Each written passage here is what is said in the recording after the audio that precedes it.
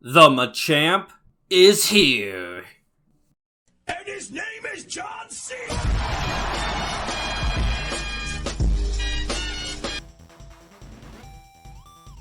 Okay, so, I'm not gonna act like you all didn't read the title of this video. Let's not waste any time and get right on into it. Machamp is a joke of a Pokemon. Maybe not in other generations, I wouldn't know. I'm not a loser who plays every Pokemon game. I'm just a completely normal person who's obsessed with a game that came up the same year that I was born. Machamp might be on the viability rankings as of this year still, but that doesn't mean he's exactly viable. But let's figure out why that might be. Unfortunately, the champ has all the same issues that all fighting types in Generation 1 have. You see the double damage on Ice, Rock, and especially that normal type, and you're like, dang, I am sure on board for this, and then you get wrecked by the flying type, so Zapdos, or the psychic type, so about a third to half of most teams. Great. On top of that, there's 8 fighting type moves. Most are just alright, or exclusive to Hitmonlee for some reason. And the remaining good moves, Counter and Seismic Toss, benefit Machamp as much as they do Alakazam. Why solid, mostly unused moves like Karate Chop, Mega Punch, and Mega Kick are normal type and not fighting type are beyond me, but I'm sure I'm not the first person to ask the question of why. On top of the more general issues also, the rest of Machamp's move pool does not look too great. We have Earthquake, thank god, because without it we'd be walled off by Gengar, but Gengar is faster than us and usually runs Psychic, so it still might, but let's not get ahead of ourselves. Because if you thought Moltres was lacking, this moveset is really something especially awful. Basically our moves boil down to the aforementioned Earthquake, which does give us a bit of coverage, but honestly it's almost our best move. For stab we get Low Kick, which while only doing 50 base power, does have the same chance to flinch as Body Slam has to paralyze. But besides that, we only have Submission, which in addition to only being 80% accurate, of course does the infamous 1/4 recoil damage. Not the best, and besides that, all that we have is the Body Slam Hyper Beam combo, which sounds good on paper, but without stab, it really doesn't hit quite as hard as you want it to, even with Machamp's great attack. And if you get caught on a charge turn for Hyper Beam, you are done for. Speaking of being done for, the final nail in this coffin is Machamp's stats, because while its attack is obviously insanely impressive, no getting around it, health and defense are only kind of okay, and the special and speed on this thing is just pitiful. We are literally tying for speed with the palm tree. So we have a ton of common weaknesses, bad move selection, and pretty disappointing stats. So clearly Machamp is not the best. But that leads me to have 2 questions. 1, why is Machamp on the viability rankings if they have all of these issues? Because right now they are in E rank. And 2, what even is E rank? Well, luckily for us, Smogon answered the second question, describing E rank Pokemon as being reserved for Pokemon that are very mediocre. They are very dependent on surprising the opponent to pose any threat. These Pokemon are almost entirely outclassed with little to no niche. They are rarely worth using. Alright, that is kinda harsh, but maybe not also. In our last video, we found out scientifically, without a shadow of a doubt, that Moltres is in fact kind of okay. And kind of okay is 4 ranks and 14 Pokemon above Machamp, so I guess that does make sense. But backing up a bit to that description, I want to focus on that little to no niche part, specifically the little bit. Because there is a way to make Machamp work on a vaguely respectable RBY or U team.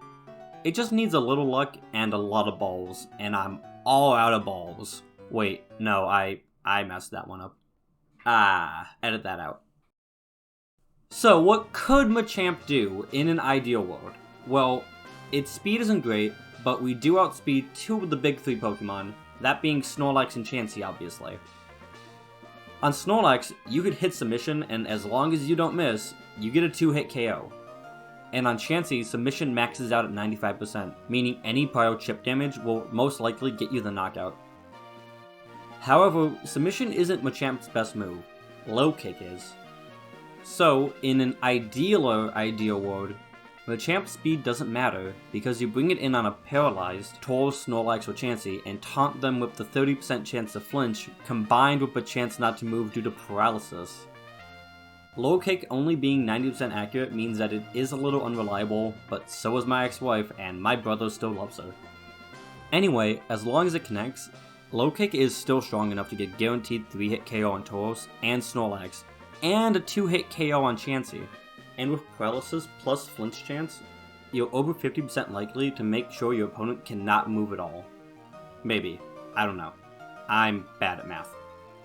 Watch this video instead. They are better at math than I am. And better at making videos. And funnier. And... wait, where am I? Snapping back to reality for a minute here, by using this flinch plus paralysis strategy, Machamp could realistically take on the big three with an unholy combo of prior setup, luck, and a mountain of cheese, of course. On the Moltres scale, that would put them all at least contending in the middle rank, but no. No, no, no. No, no, no. We are not doing this. We are not doing this again, and you will see why in a second. Instead, this is Machamp's adventure line.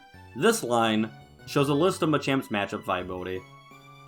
And from left to right, it goes from nope to maybe, possibly, if you're lucky.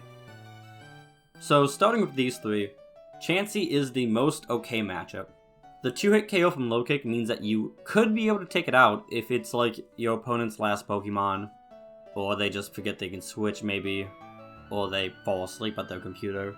However, you're risking eating a Thunder Wave, and Machamp completely folds to paralysis, as you do not have a single turn that you can really afford to miss. So it's like, fine but not great. For the other two, a paralyzed Tauros can be cheesed, and even if you don't take it out, chunking it can still be pretty valuable. But if you don't have a chance to paralyze it, you're looking at having to hit it with 2 submissions to take it out, and assuming both of those 80% rolls land, you basically have a dead Machamp after, but they're all way worse trades in the meta. Snorlax, on the other hand, has such a wide move pool, it's kinda harder to rank, but with potential Psychic on an Amnesia set, or Reflexlax completely stalling out Machamp, even Paralysis plus Low Kick might not be enough to break through this wall. Moving on to the next three, and oh no. If you thought these last three were bad, get the lube, because this is gonna be rough. Starmie, Eggy, and Alakazam are all some of the best counters to Machamp, and pretty much the main reason that you won't see it in high-ranked OU matches. While you could argue a matchup against the big three, at least a few of the remaining members of the top 6 are always going to be waiting in the wings. Machamp can really only safely come out if they've already been taken care of, but rambling on aside, Starmie. With Psychic, Thunder Wave, and the ability to recover off any mediocre damage we could do, it is safe to say it beats Snorlax for the worst matchup so far easily. Eggy is pretty similar, but honestly, slightly a better matchup for a really dumb reason. Because, if you switch a Machamp in on a Sleep Powder, you have successfully protected the rest of your team from sleep, and that is honestly more help than Machamp sometimes gives me. And finally, we come to the big Psychic-type final boss, Alakazam. Strongest non-boosted Psychic in the game, Thunder Wave, Recovery, you already know why Alakazam is scary. In terms of outrankings, it's basically Starmie, but a little bit faster, and sometimes you might get blessed by Blizzard or Surf and Thunderbolt Starmie, while this guy is always rocking that Psychic Blast. I'd say go hide in your corner, Machamp, it's all gonna be okay, but we both know it won't be. Okay, so let's take a break for just a minute and look at this mess. Jesus. Okay, well, I don't think it's worth going through the rest of the OU bracket like how we did with Moltres. I think that everyone here can see where this is going. So, let's mix things up a bit with a little lightning round. And go! Rhydon's pretty bulky and can't be paralyzed easily, but it's one of the only Pokemon that we can outspeed normally, so you could cheese it by low kick, but it is definitely an uphill battle. Zapdos' Dropkick is almost a guaranteed 2-hit KO, while we can barely hit it. Nuff said. Cloyster outspeeds us, so expect to get clamped. Jinx might be frail enough to trade the 2-hit KOs, but it's faster and the Psychic terrifies us. Gengar forces us to run Earthquake to deal with it, but again like Jinx, we trade the 2-hit KOs with Psychic, it outspeeds us, and potentially could also confuse Machamp. Jolteon can be absolutely wrecked by Earthquake and doesn't actually have a lot of options to hurt us back, but the Thunder Wave you're guaranteed to eat means that Machamp basically can't do its main job versus the big three. But honestly, it's the best matchup so far. And finally, Slowbro. Slowbro doesn't take over 25% from anything that we can do besides Hyper Beam. So going up against it means we're just letting it set up Amnesia. And this is the line after we've briefly talked about the top 13 RBY OU threats. And there's obviously more Pokemon ranked between them and Machamp, all of C and D rank in fact, but I think this is a fair point to leave them off on, and a clear indicator on the numerous issues Machamp has. And saying things like, well yeah, but Machamp is good against a stunned Persian, or like a mostly dead Bulbasaur, while true and hilarious, it isn't gonna fix it. But maybe we can. Maybe there's a Machamp team that could realistically get it a little bit further than you'd expect.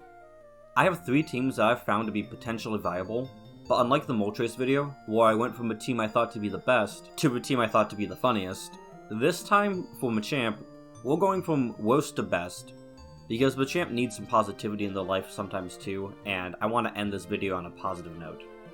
Alright, so, this is the first team that I want to go through, and anyone from the last video knows what's up. Also, hey, hi, how are y'all doing? I hope you like this one. But for anyone new, this is pretty self-explanatory.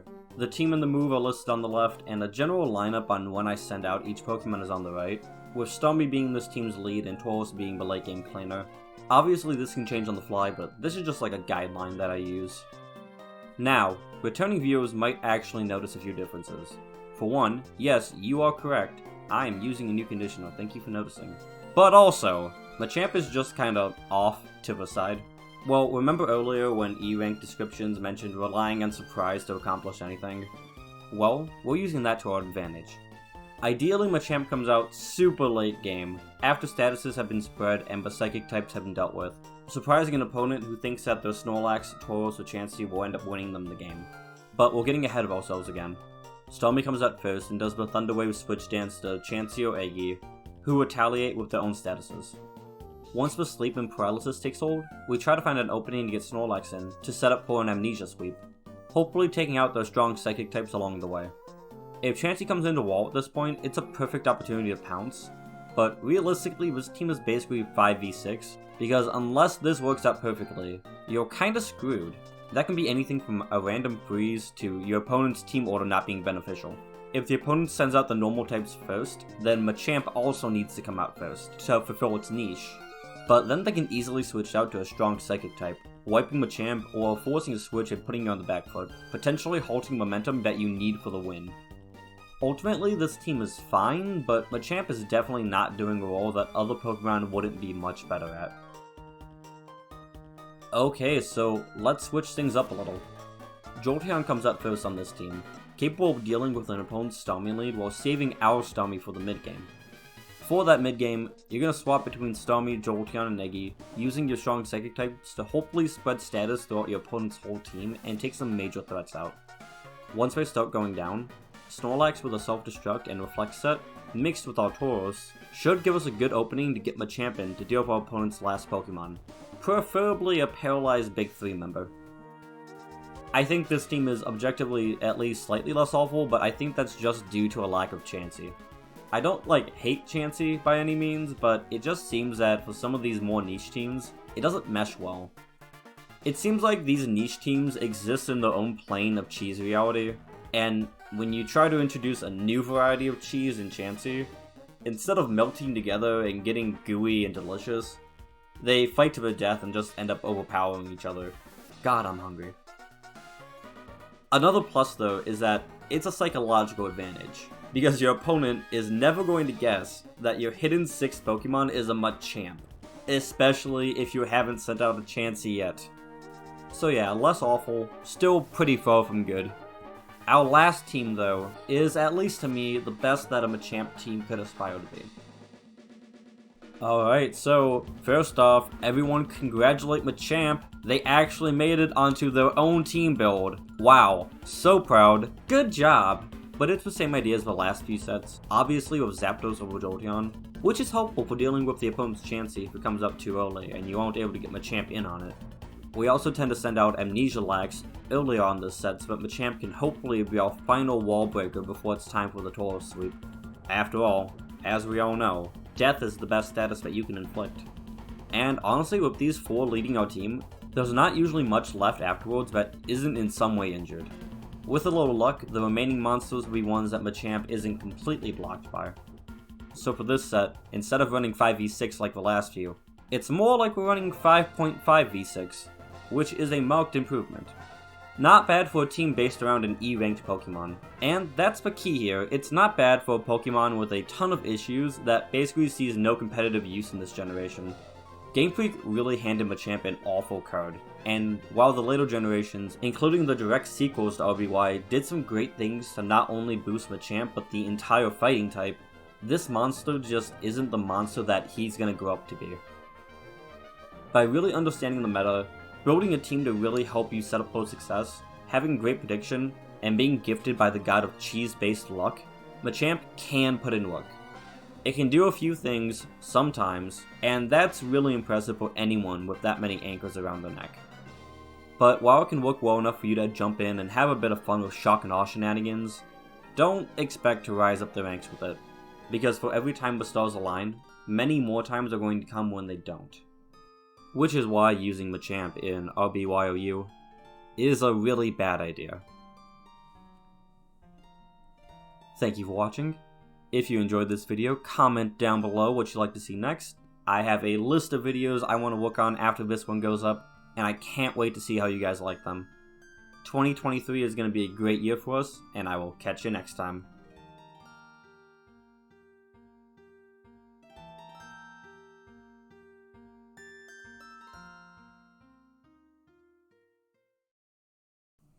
Anyway, as long as it connects, Low Kick is still strong enough to get a guaranteed 3-hit KO on Thorax.